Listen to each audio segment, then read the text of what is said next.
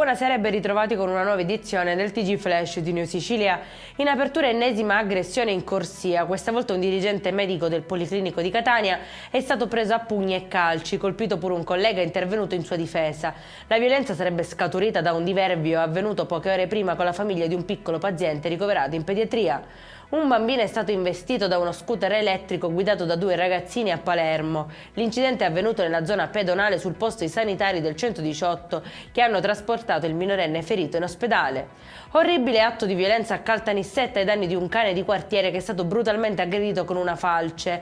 Attualmente lotta tra la vita e la morte a denunciare quanto accaduto Armando Torturici, volontario animalista e consigliere comunale.